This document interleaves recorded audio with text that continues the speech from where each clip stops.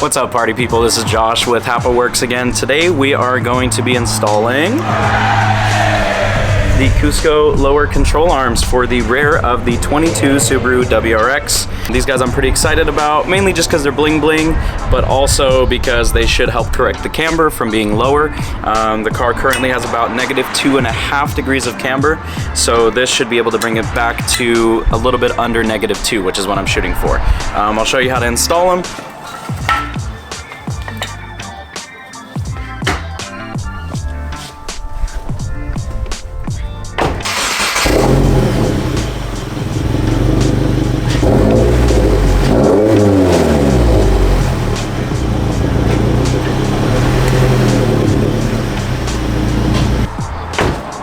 With that diffuser on, it is extremely hard to get a jack underneath it, so I rolled it up onto some 2x4s. The car is low, plus the diffuser makes it pretty much impossible to get a jack underneath. So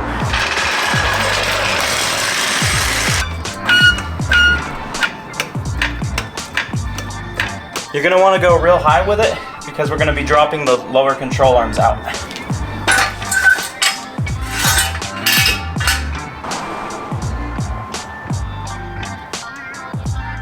If you own one of these, chime in, because I'm wondering about this. I feel like the front end of these is a lot longer, meaning that if the car is angled at all, that front lip, if it's lowered at all, it just wants to hit everything. So actually in one of the next videos, I'm gonna be adding a front splitter onto it because apparently that's actually supposed to help protect it just a little bit.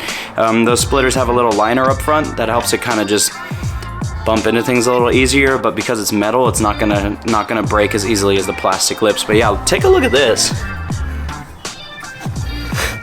There is almost no space there. Obviously the rear end's lifted up like crazy right now, but I mean, just think about the angle of driveways coming down it. Like, your car's angled quite a bit, and I feel like it wants to punch into the ground so often, it's crazy.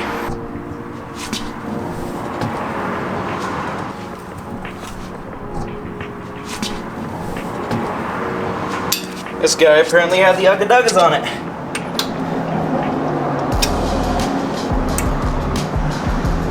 Oh, yep.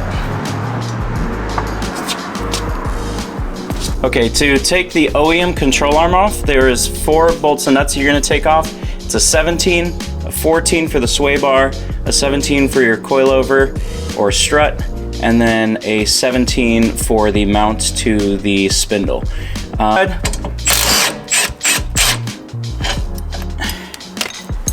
Comes out real easy.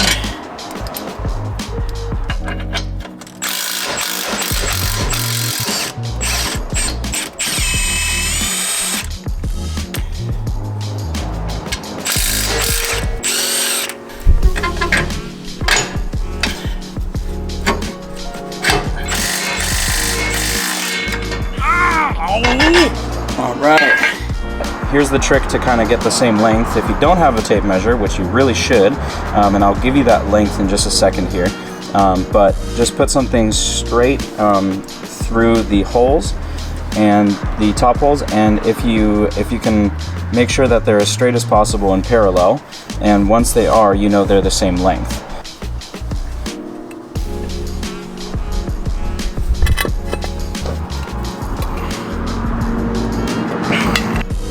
That should be 17 and 11/16. And this is going to be the secondary check again, because those heims can technically move a little bit. So if they're shifted just a little bit, your measurement might be just slightly off. So putting these through should straighten the heims out and get your measurement a little bit more accurate.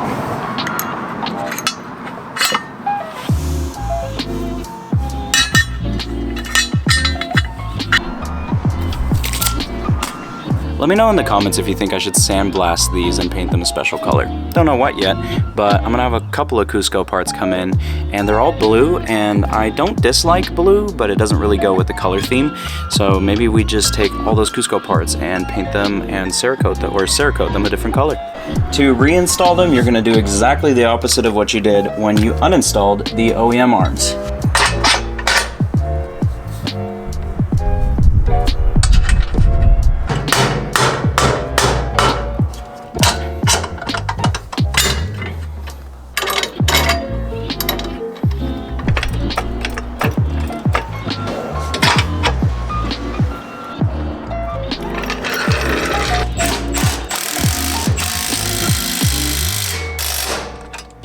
Another reason why I chose these is because I actually had ordered a set of blocks control arms first because they came in that really pretty neon green color to match these calipers. However, this little portion up here sits a little higher, and so it actually interferes with KW V3s. Any kind of suspension that has a low canister like this, a little reservoir, it's going to interfere. Now these, I already checked it, they're not going to interfere even at ride height or if it goes through its travel. So these ones are enough clearance here. So if you've got a Cusco control arm and a KW V3 combo, you're good to go. It's a little late now, but in honor of Cusco Blue, I put on my Cusco Blue gloves. Boom, look at that, match made in heaven. All right, so for the other side, just repeat the same thing. I'm not gonna walk you through that one because I already did the first one. So if you have the factory struts in, put a jack right underneath here. Actually, probably best thing you can do, start with putting the jack underneath here, undo this guy so it can droop out. And then you undo this guy from the coilover so that way it's not pushing down. Last thing I want is one of you guys getting hurt watching my videos. Ow!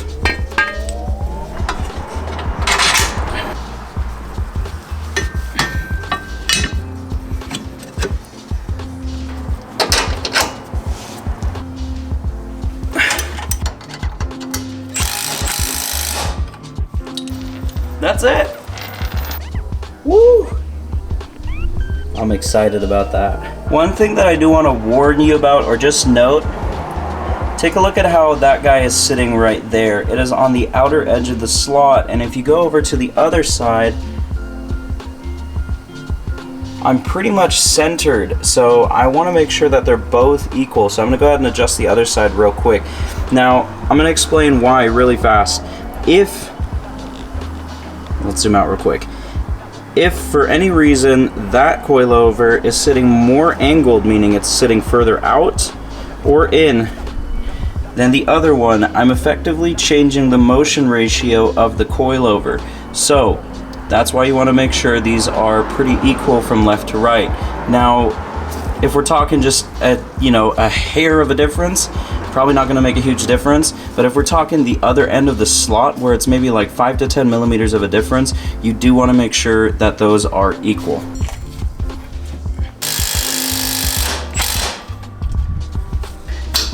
Here we go.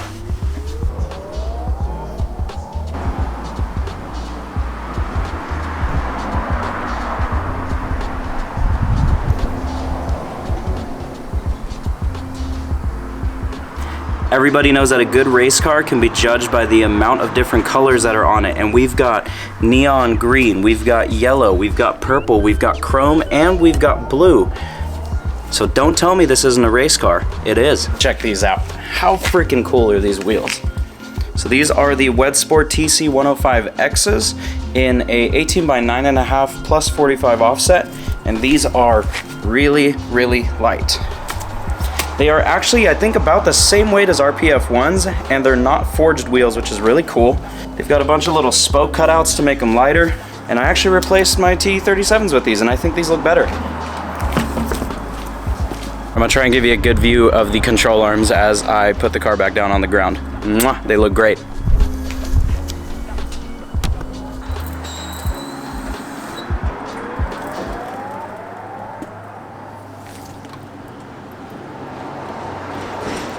I know it's so subtle, but just look at that. That looks so good. As always, don't forget to torque your lug nuts. 88.5 foot-pounds is spec.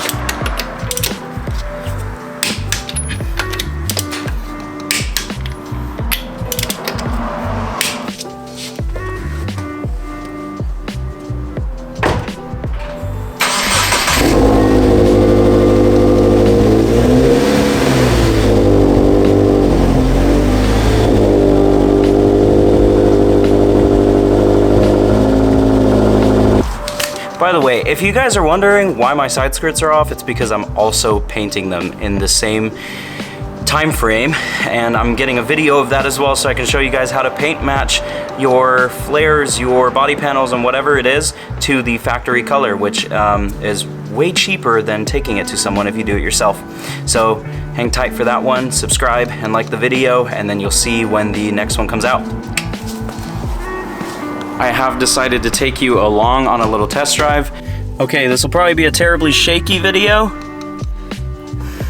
We'll see how this goes. I've never done this angle before, but let's see how it drives now.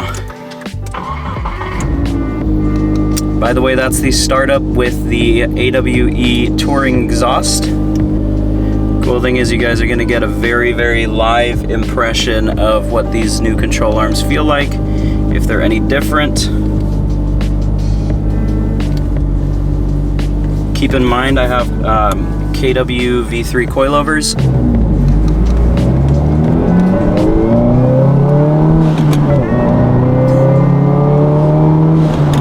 Gosh, I love this car.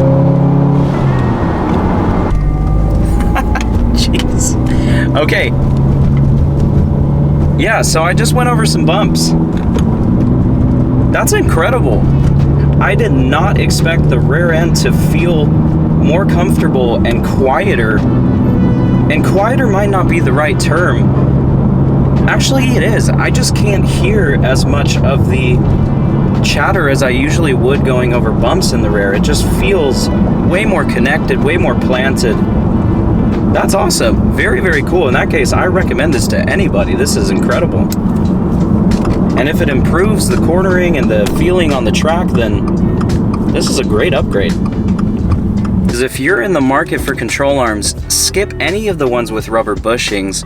I know there's a couple of brands out there that are doing control arms with rubber bushings, and then they'll have like an adjustable bolt.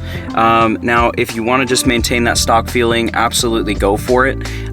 In my case, I really thought that putting a solid Heim on the rear for the control arms would actually make the car feel more jarring and more uncomfortable, but it did the exact opposite. It actually quieted it down, and it made it more comfortable to ride on. It doesn't feel as jarring and feel more planted, which is super, super strange because it feels more connected to the road, but the sounds and the jarring is damped. Really crazy, and I know I'm probably not putting it in the right words, but I guess take my word for it, try it out, or don't take my word for it and try it out yourself. In my case, yeah, one sec. So in my case, I got these control arms for an absolute steal. I think I paid $240 for these, and I found them on the Facebook Marketplace. And I don't know if this is normal, but the little Heims even came with covers, which I thought was really cool, which keeps the dirt out of them. Again, I can't recommend these enough after just taking this quick little drive. It feels like the rear end is better supported. I feel like actually swapping out the rubber bushings made the rear end actually more comfortable, and maybe just eliminating that movement from the rubber bushings is what did it. But it feels better damped, it feels better supported, and it feels more planted to the road, which in turn is going to turn into better track times, better performance driving, and all that sort of stuff. So absolutely recommend it, and I'd love to hear your guys' opinion if you guys have done control arms like this before, if you've had a similar experience. So cool, that's it for today. I hope you enjoyed it, and we'll see you in the next video.